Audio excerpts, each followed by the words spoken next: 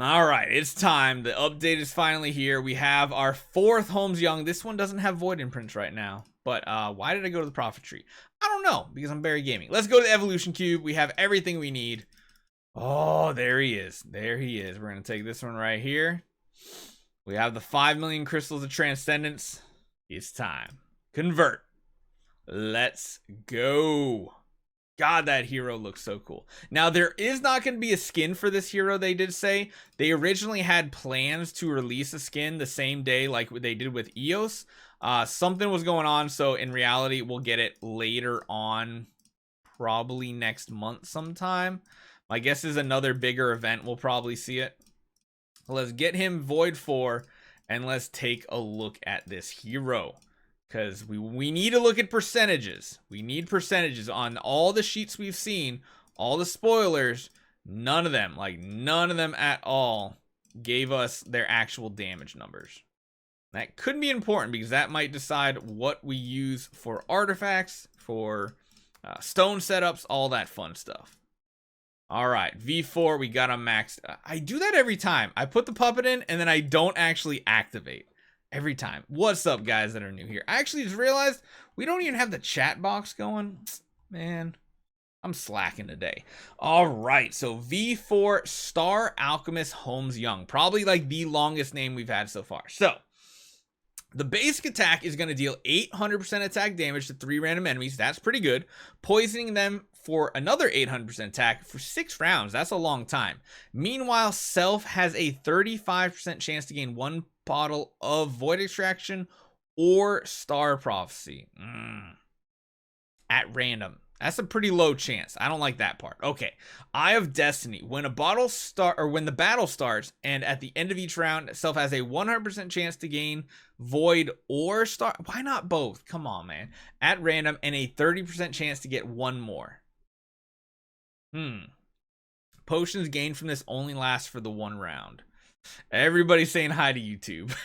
How do you guys even know this is going on YouTube? Void Extract, yeah, okay. So I don't really like these 2 passives. They seem pretty weak. I don't know. For every 6 rounds, Self gains 2 bottles of both of them, respectively. Meanwhile, clears all debuffs off Self immediately and restores energy to 100 and HP by 50%. Besides that, increases all damage dealt by 20% for 3 rounds. So this, by default, sounds pretty blah. It's every 6 rounds. It's only going to happen twice in the battle. But you ready to have like a law degree to figure out how much text is on his active ability here? All right. So the active skill deals 1200% attack damage, which is really good, to backline enemies, then poisons every enemy for 800% attack damage for 6 rounds. Meanwhile, will consume all self-owned potions, and the effects will be based on the numbers. So, first one here, Void Extraction Potion. This one, 1 bottle enhances the active skill to deal 1200% damage to all backline enemies. Afterwards, poisoned all enemies, dealing 1200% attack for 6 rounds. Meanwhile, increases the dot damage by 30%, capping at 5,000 of Star Alchemist Holmes attack. That's crazy. For 2 enemies with the lowest HP, so it's a smart damage bonus. That's crazy. Then if you have 2 bottles or more, besides all of the effects that we just had at 1 bottle, additionally increases the dot damage by another 30%. That's a lot. That sounded so stupid coming out of my mouth, but that is a lot. Holy cow. So essentially, if you have 2 bottles of Void Extraction, number 1, you're hitting the whole back line and then you're poisoning them. Then you're hitting the whole back line and poisoning them again. Meanwhile, increasing the dot damage by 30%. Then if he has 2 bottles, he's once again multiplying that by another 30%. That seems crazy. That's a crazy damage one. Maybe Has he been nerfed since skill preview? We never had skill preview at all. They don't give you that info. Star Prophecy Potion. Oh, actually, I guess it was the weird verbiage of it. That's all. So Star Prophecy Potion. This one I'm really excited for. There's a 100% chance to inflict perceptual disorder on one enemy with the highest attack for 2 rounds. That's important. So we're going to jump down to that before we do anything else. This is a skill effect that during its time while it's active changes the active and the basic attack of the affected hero to instead not do that attack and simply poison one of their allies, dealing 1000% of attack for 6 rounds. Doesn't work on bosses, so that one's not as big of a deal there. But then meanwhile reduces the cooldown of the portal, the last one there that happens every 6 rounds, by 1 round. So that's very interesting. But when you're at 2 bottles or more, besides all of those effects that we just talked about, there is a 65% chance to inflict another layer of perceptual disorder on the enemy that's not inflected with perceptual, so aka the second highest with attack for 2 rounds. Meanwhile, he then increases all allies' attack by 20% and speed by 10 for 3 rounds. Additionally, reduces the cooldown of the portal again. Okay, I think I can breathe. I think we talked about everything in this, like, entire thing. It's just, oh my god. Okay, that's a lot to take in. It's definitely a lot. So here's what we're gonna do too. I want to unlock another stone because I really want to find like an attack stone if we can. We don't have much dust, so I'm really hoping we get lucky here.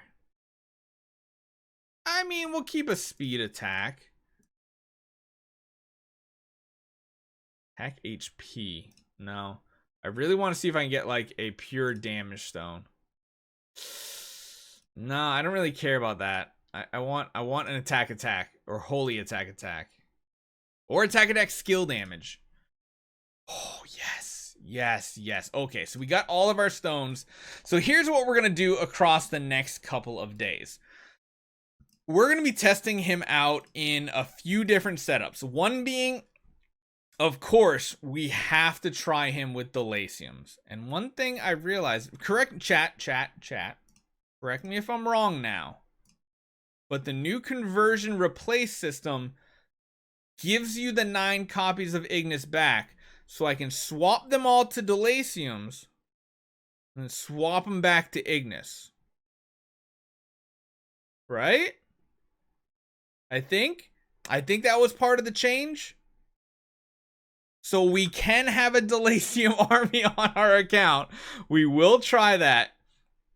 I'm pretty sure I got the copies.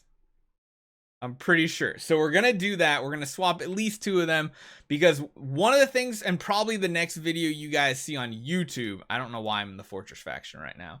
One of them is going to be him as our householder, trying to see how this damage really stacks up with all these poison effects with infinite active abilities. So that's one thing we're going to have to consider is